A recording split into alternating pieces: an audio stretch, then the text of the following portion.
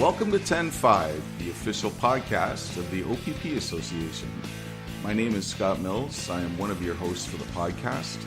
And I'm Emily Brown, your co-host and co-producer of the 10-5 podcast. For those new listeners, the OPP Association represents nearly 10,000 members of the Ontario Provincial Police in Canada. Our members are at the heart of everything we do, and they are our greatest strength. We're dedicated to keeping our members and the public informed about key issues that impact policing across Ontario. Well, thanks, Emily. Today, we have a very interesting guest who has worked quite a lot with the Ontario Provincial Police. Dr. Frank Stechey is a forensic dentist, and he has agreed to join us on the podcast today to speak with us about multidisciplinary collaboration, which he calls MDT. You're probably going to hear a lot of MDT in this podcast, to identify and prevent child abuse and intimate partner violence, and much more through investigations and everything from simple assaults up to homicides.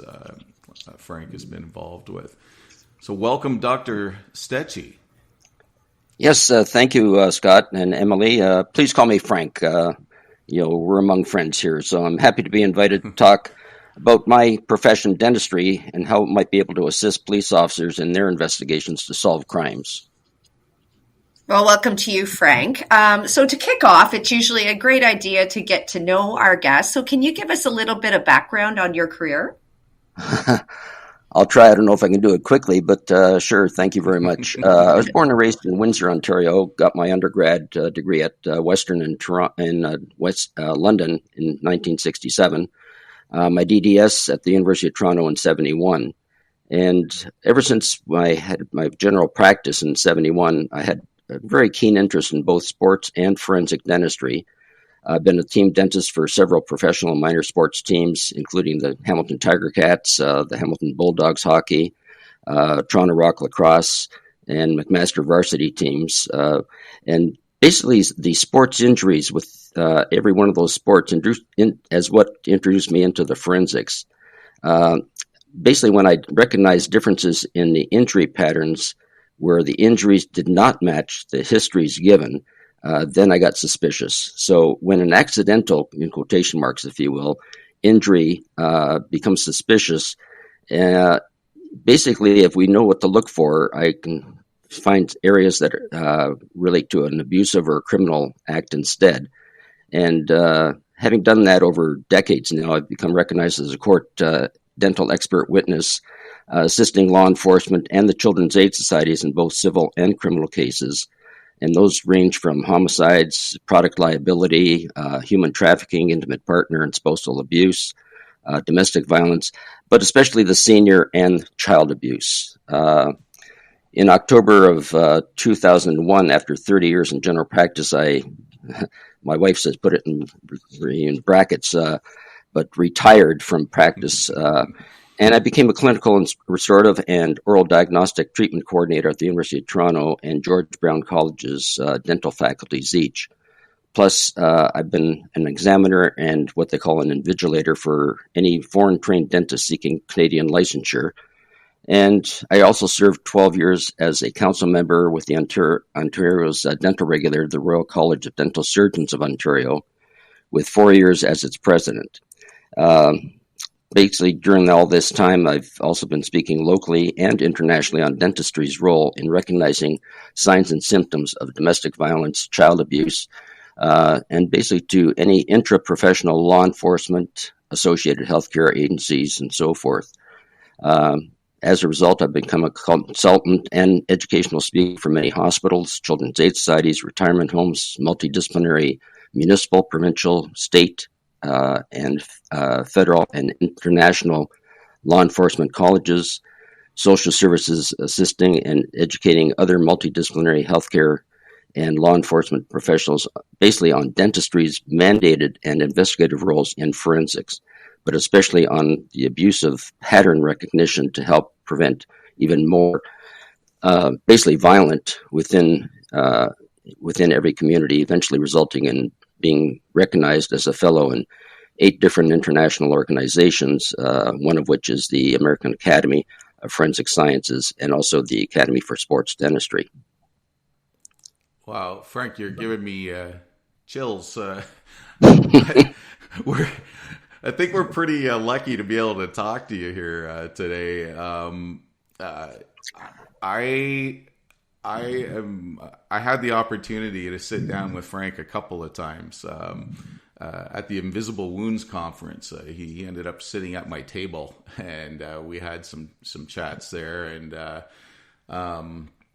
yesterday, when we were prepping for this, Frank and I sat in a Tim Hortons, and one thing I note that is not in your extensive bio there is something that was quite interesting to me. And you told me about your involvement in identifying victims of the World Trade Center attack in New York City.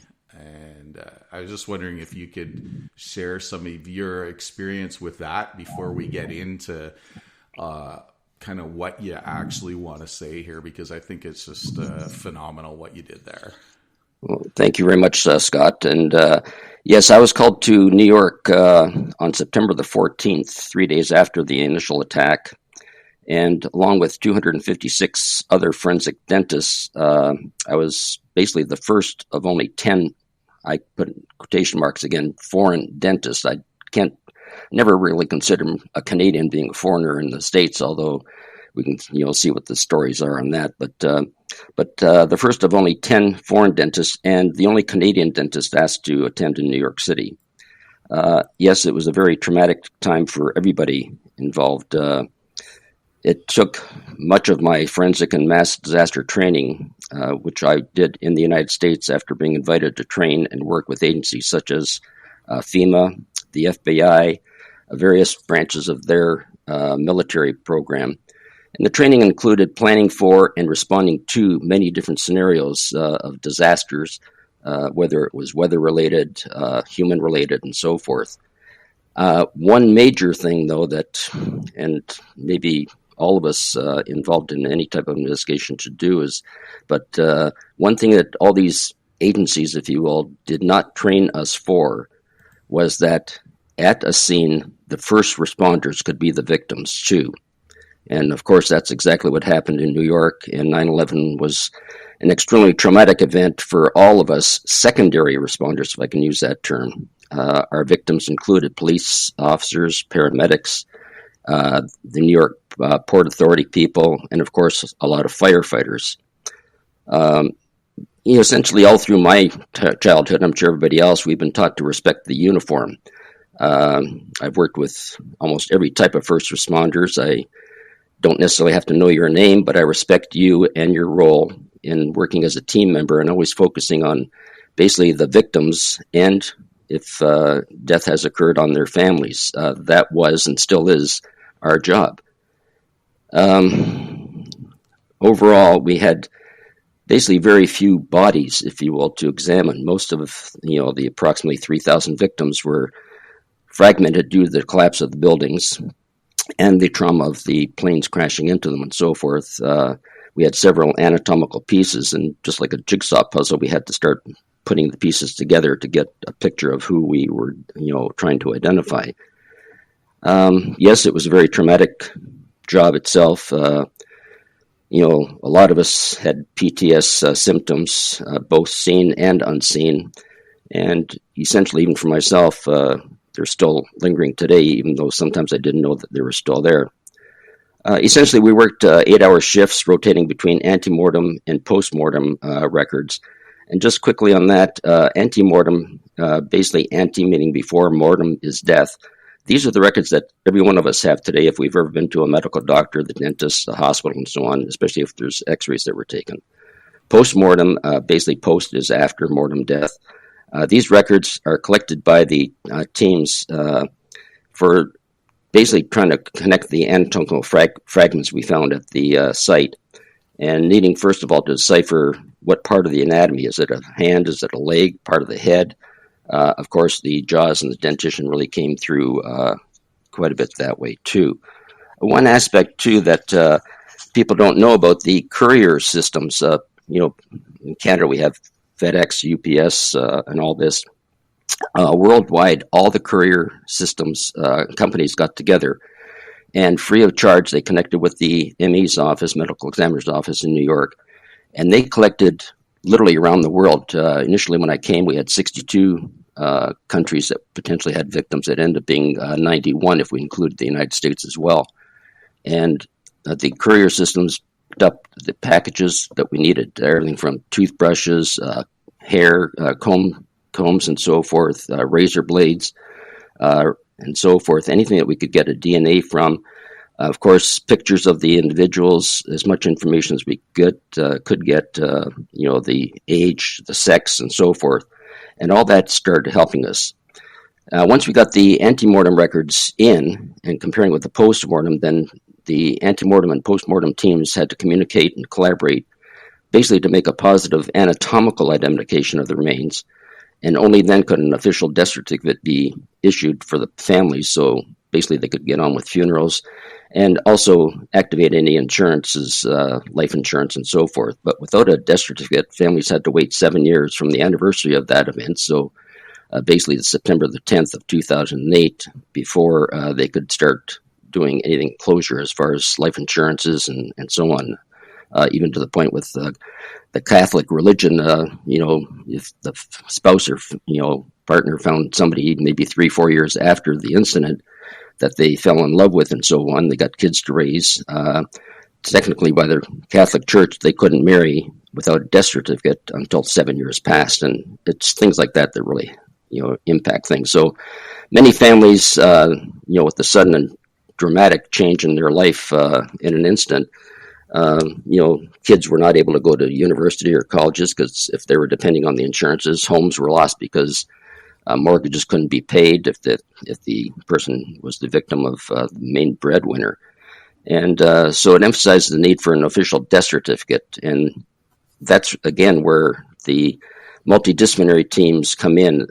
Our job is, at the medical examiners to identify even a piece of jaw and so on to get the families a death certificate. And then they can basically start getting their life back together as much as they possibly can. Sorry, that's kind of a nutshell there, Scott, to bring it in. No, it's very interesting. Yeah. Wow. What an insightful and different experience for a day, no one will forget. And glad we can shine a bit of light on your contribution to help the families get some answers. So thank you for that. Yeah, thank you. Yeah, it is reality. There's no question about that. And, the families need and deserve answers as quickly as possible. And again, that's where the multidisciplinary comes in. No question, it did come in with its share of lifelong trauma for the secondary responders, if I can use that term. But in fact, I was already 30 years in practice when I was called down there. And 5 weeks after I got back, I sold my practice. A symptom, in my case, one of the unidentified post-traumatic stresses. And, my wife was so, supportive in that. It's, again, you can see it's even affecting me even now. So thank you. Yeah, we're so glad, Frank, that you've agreed to share with us your stories, because I think what we're about to talk about moving forward is so important for training and education. And if there's somebody out there that's listening to this podcast that can just incorporate a little bit about what you're saying from your experiences, I think it'll make a difference. And so we're very grateful that you've agreed to do this. How long, Frank, were you down there in New York City? At first, when I got called down, I can't remember exact dates itself. I came in on a Sunday, took off out of Toronto around 3. By about 5:15 or so, I was already at the ME's office and, in my scrubs and so forth, ready to go. And basically, almost initially, we trained as teams of 4. I was one member of the team of 4, and we had 4 teams of 4 in a shift at the ME's office doing the postmortem examinations. They had a schedule for the 3 shifts, 3 8-hour shifts. If we remember back, Broadway was black. There was no shows going on. Everything was closed. Everybody was just in a state of shock all the way through.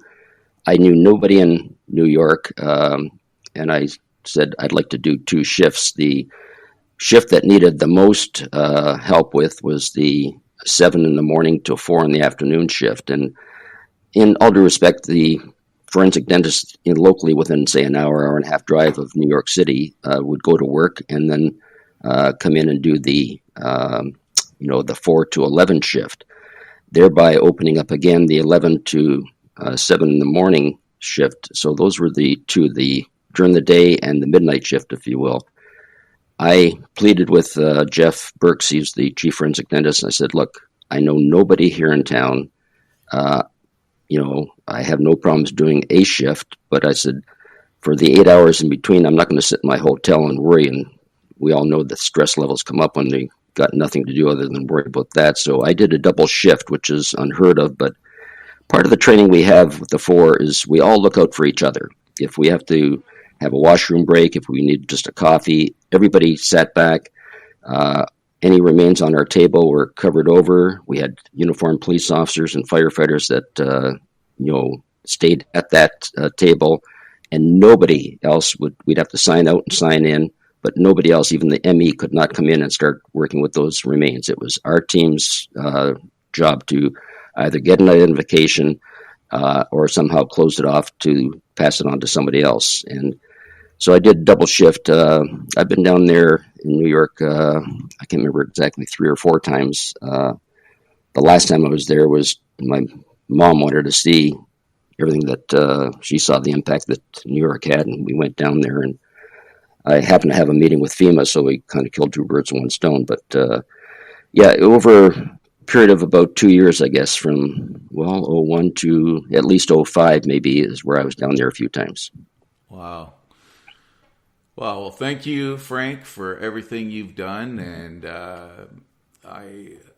I hope what we're about to talk to here, what you've been mentioning, this multidisciplinary collaboration, I know it's very, very key to your kind of core values of how we should move forward with all of our investigations. And so I know with this whole kind of thing that you're going to talk about, I know it's very passionate for you.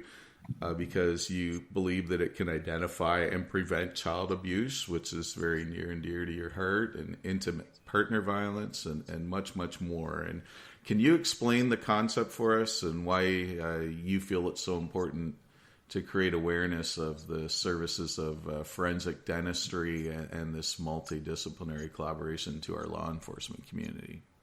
Sure. Thank you very much, Scott. Yes, first of all, as a dentist, I have learned so much from the police officers that I've worked with on different cases, again, from homicides to domestic violence to child abuse and so on. And the other part is when I use the term law enforcement officers, that includes people like, for example, the Children's Aid Societies. They do their own investigations and so on. But again, we have to work together. I learn as much from you as hopefully they learned from me. And taking our both professions, law enforcement and dentistry alone, working together, we can come up with a lot of solutions. And that's always been the key focus of any presentations I've had. And, even with this podcast, again, law enforcement officers, dentists. And so with that, it's kind of a double factor. One is to understand that within each vocation, police, firefighters, paramedics, dentistry, and so on, we must have that intra-professional understanding and consensus. If, I often say, everybody seems to know about dentistry and it's usually drill, fill, and bill. Well, that's not necessarily, when we start getting into forensics, we're a lot more than that. But we have to be able to communicate our information and our goals for any specific vocational member, if you will, to properly serve the public at any incident, but as a team. For example, the dental office has, dentists, assistants, hygienists, receptionists, and so on. That's the dental aspect of an intra-professional team. And the police officers, the same thing. You have ident, you have all different branches within the police, and we've got to work together. When we combine our forces, dentistry and law enforcement, that becomes the second part, and basically the services for the public that we serve, but we must work as a multidisciplinary team, the MDT. And by understanding what each of our professions and vocations can bring to the investigative table, that's the way we serve and protect the public. So, even just with this podcast, the OPPA is definitely spreading the word on the various ways that interprofessional and multidisciplinary teams must work together for the public. If not, I've really failed in my job here today, because referencing back to 9/11, for example, our professions had to work together for all the first responders' families. And again, they didn't train us for that. The first responders were the victims, and that became even a kind of double-edged sword for us. So basically, if anything, can be done with this podcast to hopefully show that dentistry, my profession, can assist your law enforcement investigators, plus any other intraprofessional vocations. And those I would include children's aid societies, for example, I mentioned a few times, the women and men's shelter groups.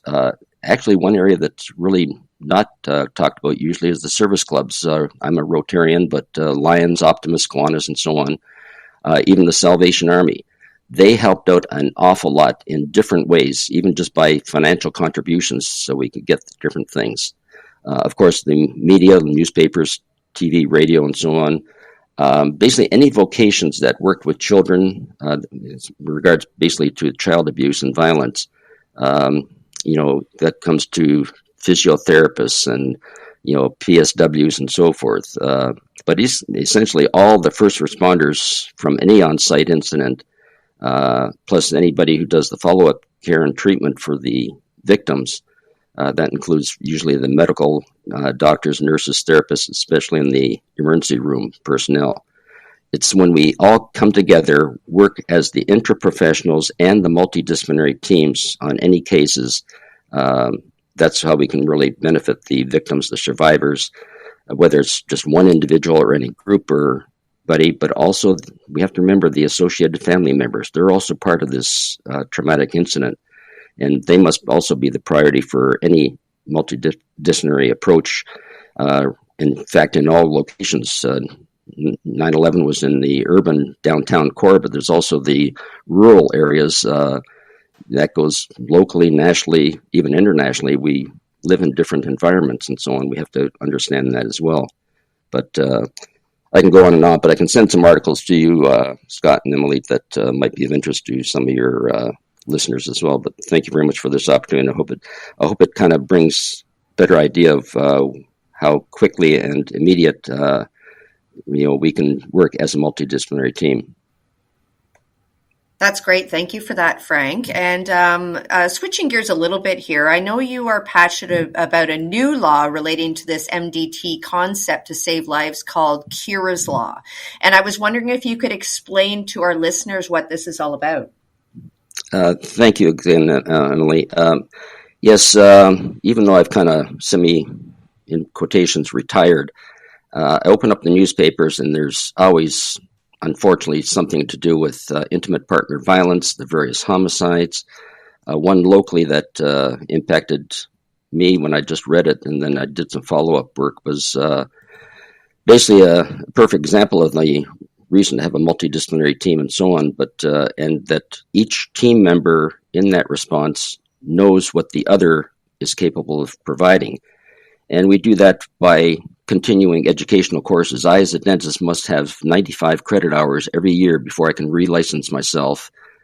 Sure, the college will take my registration fee, but I have to provide 95 hours at least of CE credits in various aspects of dentistry, just to keep, not necessarily that I'm going to do that procedure, but I have to have knowledge about that, being able to refer patients and so forth to other specialists that might have that. And again, this case you're mentioning, Kira, is a perfect example, Emily, and in my opinion, basically on how not using the multidisciplinary concept failed this young 4-year-old girl and her family. even in the small town, and basically that leads even to society in general, because every one of these cases is an example. The young girl was Kiera. She was killed by her father after the family's exhaustive 911 calls, the mom going to family court trials and so on over a period of time. The court finally gave her sole custody of their daughter, Kiera. But one day, on a Saturday, the biological father was still able to get access, and showed up at the house for a non-scheduled visitation with the daughter, in spite of the court saying that the decision was made that he had to have supervised visitations. The confrontation on the Saturday started out. The police were called. Basically, the police decided that they'll go to a judge to resolve this situation because the dad showed up for a non-scheduled visitation. My understanding is that the judge issued the decision that because the father of this young girl, because he was the biological father, the judge allowed visitation for the afternoon. So under protest with the mom, but still the dad did take the child.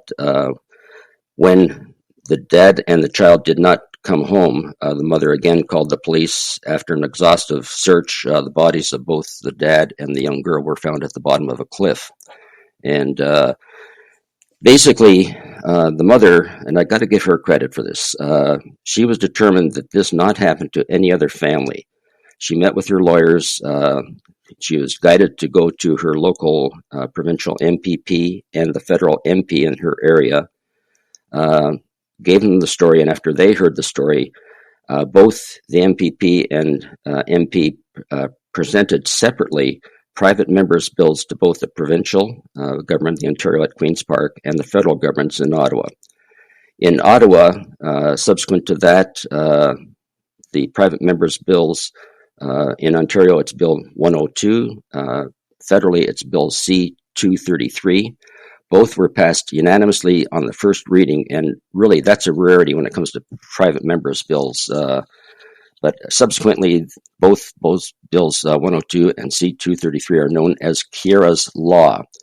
And basically what that bill seeks to ensure is that the judges who try and listen to the cases dealing with child custody and domestic violence, family abuse, and so on, continue their own education in the matters related to intimate partner violence, coercive control, family relations, and so on. In this one case, in my opinion, the judge did not have any idea what this was all entailing. In Ontario, all provincial appointed judges now, as a result of the Bill 102, any justices of the peace and so on are now required to be educated and trained in intimate partner violence, coercive control, and so on. And a progressive report is made annually to the Attorney General in the province. Both bills, 102 and C-23, brought updates and advancement to the awareness of intimate partner violence to the professionals involved in the judicial system. And again, bringing all aspects of the intra-professional group within the judicial system, working with the multidisciplinary aspect. And, again, that's the kind of bringing together. But in Ontario, these changes to the justice system were no question a result of the private members' bill, but there was especially the one in Ontario was brought forward by the Oakville, North Burlington MPP, Effie, and she's got a long name there, but Triantafilopoulos. But basically after Kiera's death in February of 2020, so just 4 years ago. And the one aspect, a corollary to that is, when we work together with professionals as a multidisciplinary team, changes can happen and will occur. One corollary here, though, is with my own college, we are mandated by law to report just our suspicion of abuse, especially when it comes to child abuse. And yet that is not taught in the dental school. And that still upsets me. I've banged my head against the wall so many times. And today, the student, after 4 years, is a student. They finished all 100, let's say, of the requirements that the college says, okay, if they can train these people in these requirements, we will give them a dental license. So today they're a student, tomorrow they're a dentist. Now they are mandated by law to know what the, basically all the privacy laws and so forth, and the duty to report. And yet it is not being taught currently. And I've tried many times, but they'll talk about forensic dentistry, the comparing of antemortem and postmortem records. That's not what forensic dentistry is all about. For the general practice, the everyday dentist, the drill, fill, and build dentistry that's out there, they see patients all the time, every 6 months of healthcare. We're the first on the team, so it just gets me upset. That's only one of the areas that upsets me, though. Sorry. Frank, one of the can you give us an example, if you're a dentist out there, of what you might see that might be kind of indications of child abuse or neglect, and kind of what a dentist should do about that, or anybody for that matter? Yeah, thank you. Right off the bat, I'm going to take my dentist hat off now and just talk as a ordinary citizen of Ontario, of Canada, and so on. My 40 plus years of being involved in this, again, working with the law enforcement, children's aid, the medical system, everybody else that we talked already before. With that, I also read the newspapers. I listen to the TV and the radios. And in my opinion and my interpretation, essentially you phone 911 and it's the first responders, usually the police officers, that will respond. If it's break-in at the house, if it's whatever. And as needed, whether it's, again, 911, what's the nature of emergency, police, fire, ambulance, and the police are usually the first ones on site. One thing that really upsets me, and it's happened here in Hamilton a few times already, I'm sure throughout the province, if not all of Canada, is we're seeing, like in downtown Hamilton, there's been so much shooting back and forth, random shooting between different gangs and so forth. And this is occurring in Toronto. It's occurring everywhere. Again, whether it's out in the countryside, look at Nova Scotia, they had that massive shooting and so forth where 20-some-odd people were killed. All because of, violence. And how many times you sit back and say, well, hold it, how come that happened? And just recently I heard that, another incident in Toronto where there's a police horse involved, and the police with the cars boxed in this one group that was doing whatever.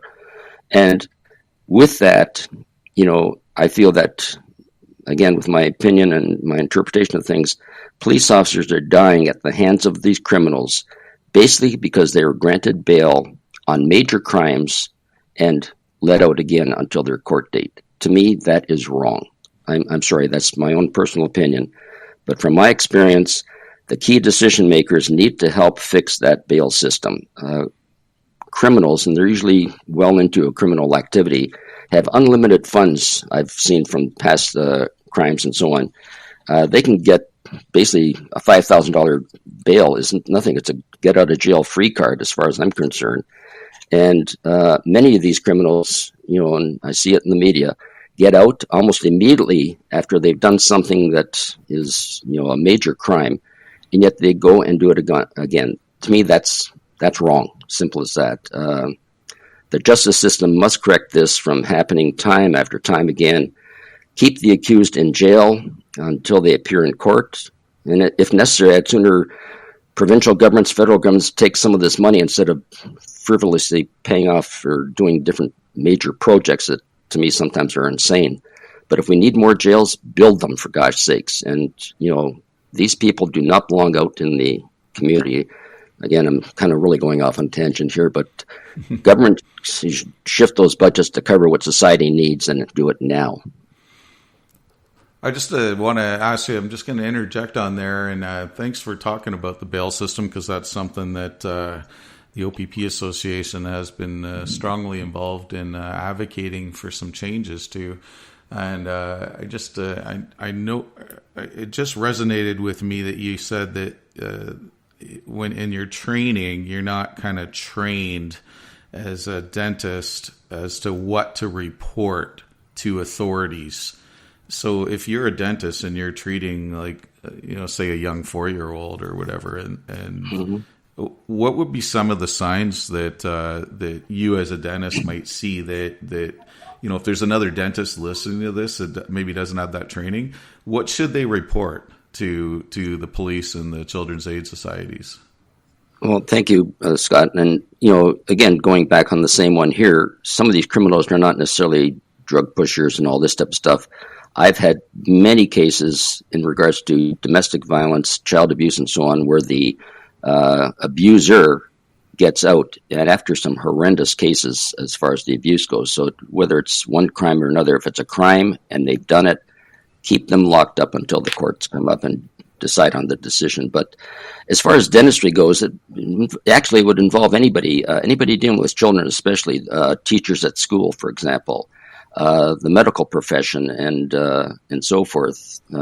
We go in for physiotherapy. The kids go to dance class. They go to different sporting events and so on.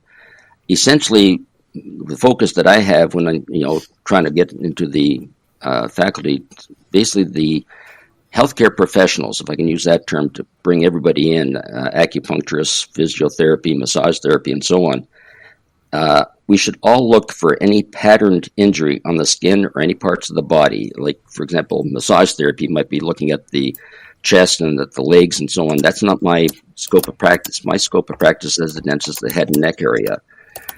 But also, any part on the body, if a solid object hits, in the skin, a solid object, whether it's a fist, whether it's a belt, and so on, will leave a patterned bruise. And of all physical abuse, studies have shown, now speaking from the dentistry aspect, all studies have shown on the average 65% of all physical abuse occurs in the head and neck area.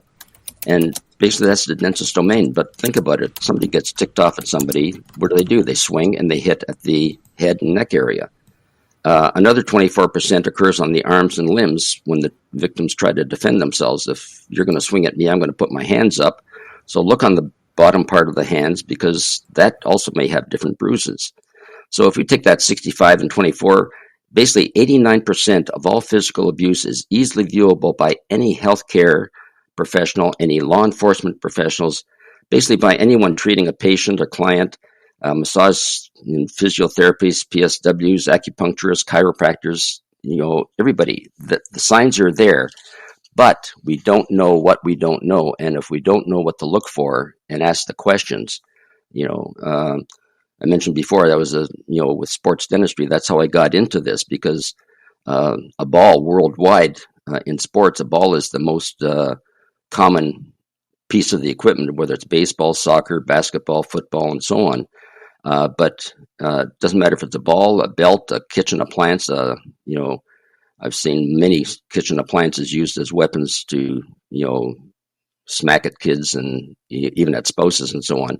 Electrical cords is another one that is there. But all of these leave a unique and specific pattern, if you will.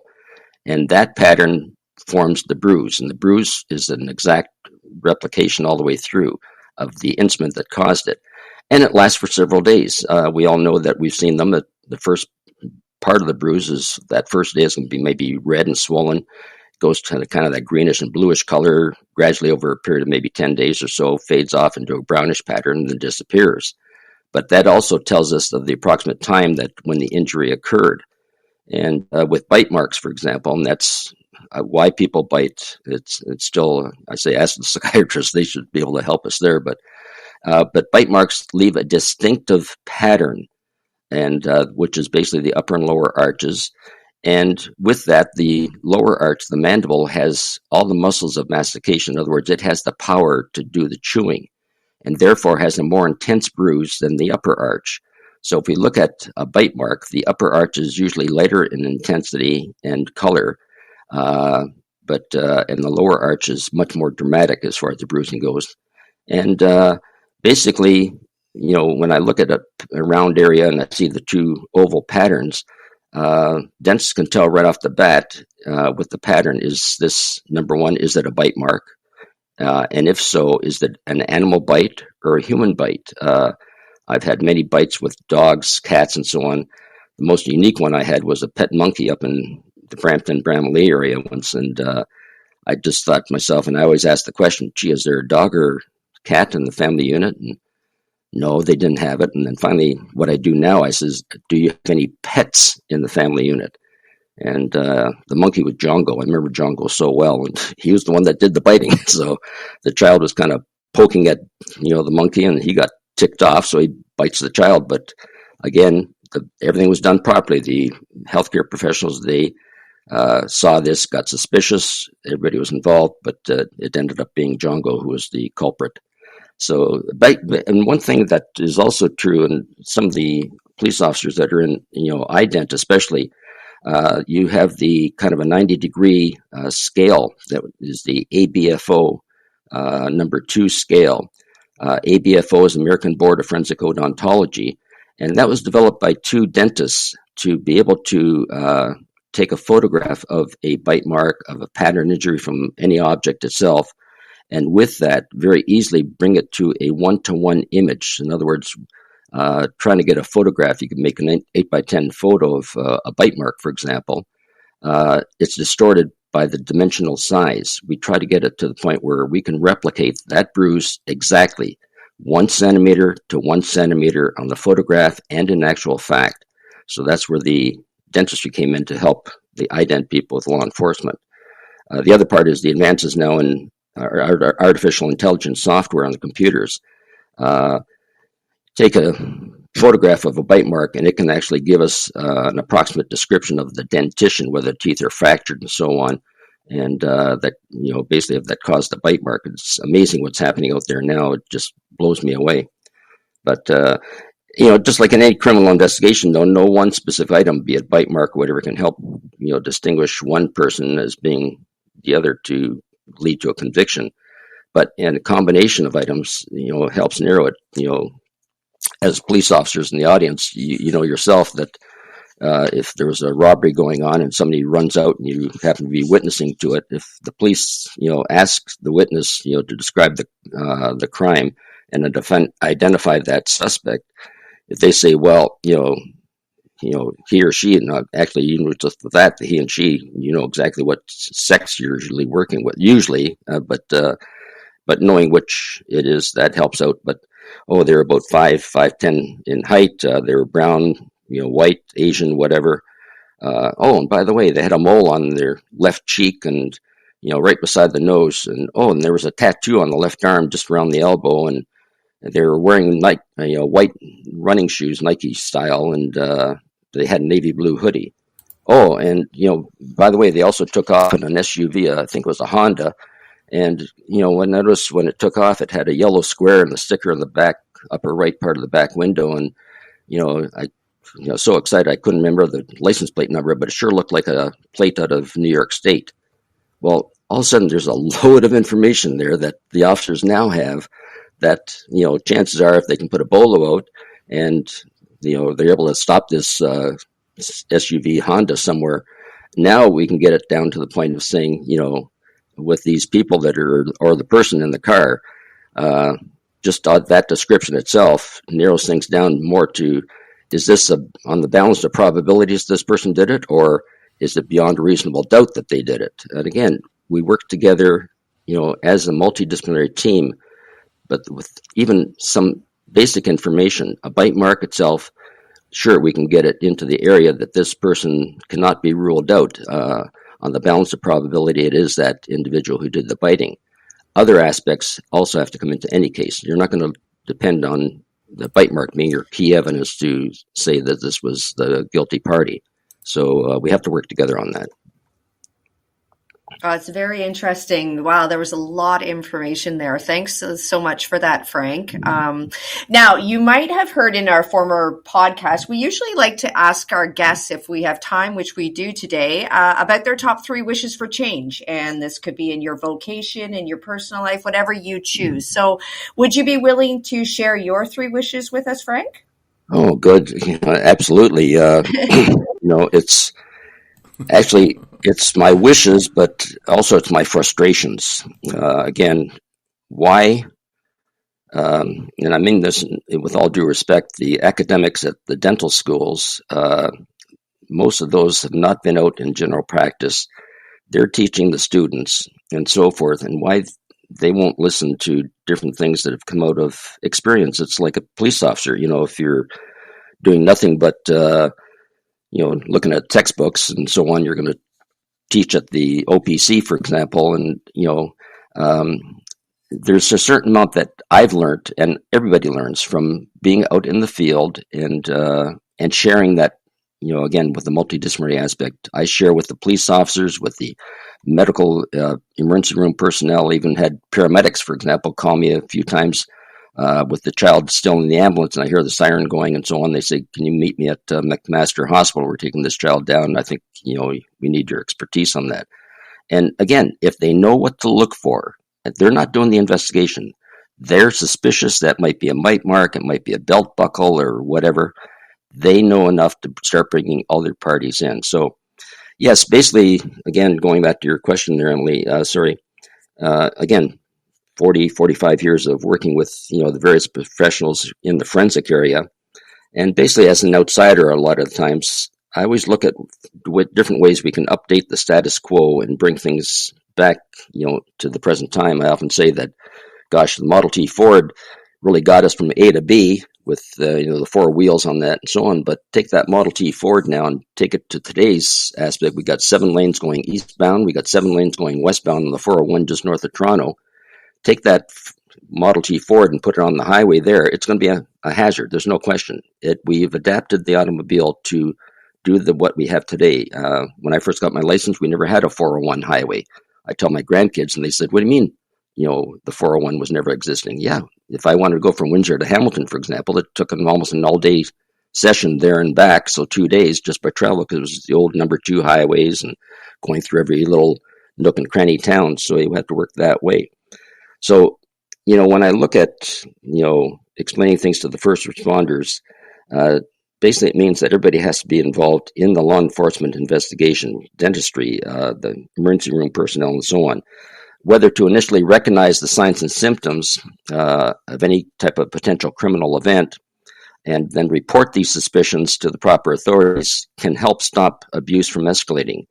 And again, primary grade teachers should be trained in being able to recognize key things of possibly a child being abused, whether it's physical abuse, emotional, nutritional abuse, and so on. And that's what's part of our duty to report in a different profession of the dentistry, but under the Child, Youth, and Family Services Act. So with that kind of a part, you asked for 3.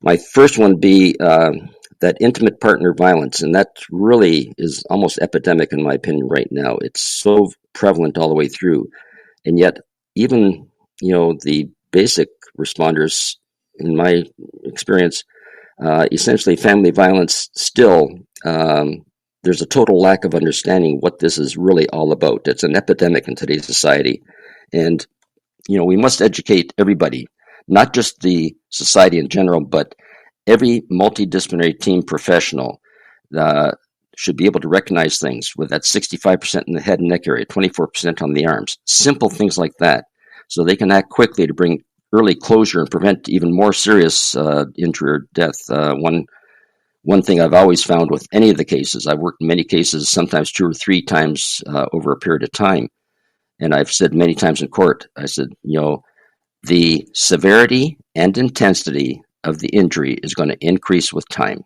If the abuser can get away with it now and they're not penalized, they're going to do it again, and even more so. That yelling at one time is going to be a slap across the face, then it's a punch across the face, then it's a frying pan on the head. Next thing you know, within a short period of time, 4 to 6 weeks sometimes, you got a homicide now where, I see how many times neighbors are in the media and they say, "Well, gee, I never thought he would ever do that." But they heard the yelling that was going on and so on. So we have to get legislation passed basically from a normal citizen itself, like Kiera's law, to have the justice system know more about family and domestic violence, the consequences can be of how to get private members' bills and so on. And as a result of that, that's how we got Kiera's law. Second part, I think, again, a very big frustration for me is that my own profession does not teach the signs and symptoms of physical abuse after 4 years in dental school. And even my own personal surveys that I had when I had my office, from January 1st to December 31st, my medical history forms, and I can send you a copy of what it looks like, but there was questions on there, corollary questions and so on, but I found that plus or minus 2% after 30 years of keeping track, 41% of my own patients were or had been victims of abuse. And, if you don't ask the question, it ain't going to happen. We have a medical history. Well, you have, how's your heart, liver, kidney, and so on. That's great. But ask those extra questions. There's, to me, how much do you smoke? How much do you drink? All these recreational and social questions, part of which abuse would fall into. So when you have that 65 and 24% equaling 90 or 89% of physical injuries can be seen, basically dental health professionals, we want to see patients every 4 to 6 months or so. Medical doctors, I usually go in just for an annual checkup. He sees me once a year. But the dental team itself, dentists, assistants, hygienists, and so forth, they see the patients much more regularly. And that would, in a sense, really goes into my third wish, was that there are appropriate regulators, the governing bodies that control us as professionals in whatever field we're in, that these faculties basically do not provide items that must be taught, in my opinion, to the students, recognizing the signs and symptoms of abuse, know what the Child and Youth and Family Services Act says about children under 18 years of age. They must, by law, report these suspicions to the proper authorities. And conversely, if a dentist does report, that the police officer is cognizant of what actually happens with child abuse and so on. So our faculties must get there. The dental faculty basically dictates what the governing body, or RCDSO, Royal College Dental Surgeons of Ontario, really dictates what the curriculum has to be in the dental schools. And right now, there's one article I got. I can send that to you later. But there's 4 or 5 acts of Parliament at Queensborough, the provincial and federal levels, that have been passed within the last couple of years. And basically, right now, the students today are a student. Tomorrow, they graduate. They don't even know that these mandates exist. And by law, as of becoming a dentist, they are now mandated to do that. If not, between the Minister of Health in Ontario and our regulator, immediately for professional misconduct, the dentist will be fined $55,000, and that's not just petty change.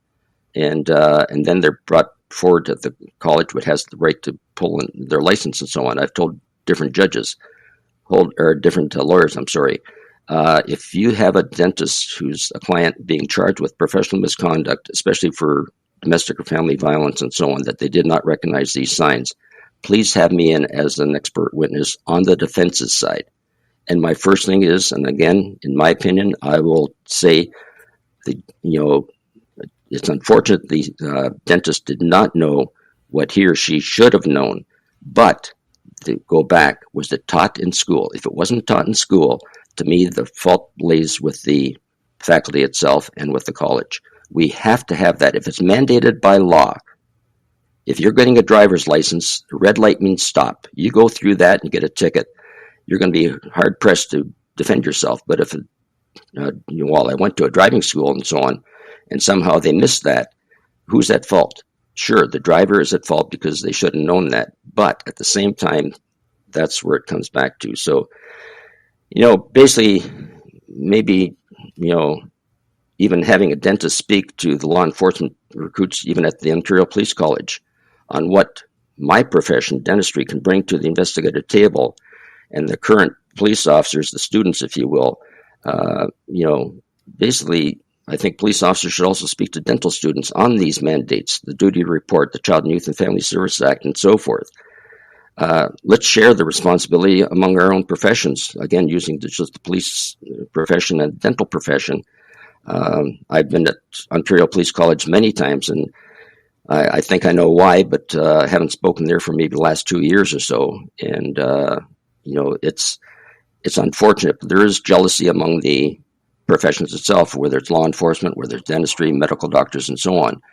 And but when the superiors do not want to listen and look at things that are mandated, again, by law, and they don't teach that, to me, where does the fault lie? And that's where it lies itself. Sorry to ramble on there, Emily, but, So those are the three things with me. It's just so frustrating on each one of these. Oh, I hear you. No such thing as a ramble. That was amazing. And thank you so much. What insightful information you provided today, Frank. And thank you so much for being our guest today. Thank you very much. It wouldn't happen without the invitation. Thank you very much for that. I appreciate it. You have been listening to Dr. Frank Stechey, a renowned forensic dentist from Hamilton, Ontario. If you have any questions or you would like to get in touch with Frank, you can feel free to reach out on email to communications@oppa.ca, or if you have any ideas for future podcast episodes. New episodes drop every other Friday on the podcast platform of your choice, including YouTube and on our oppa.ca website. Until next time, thanks for listening and stay safe.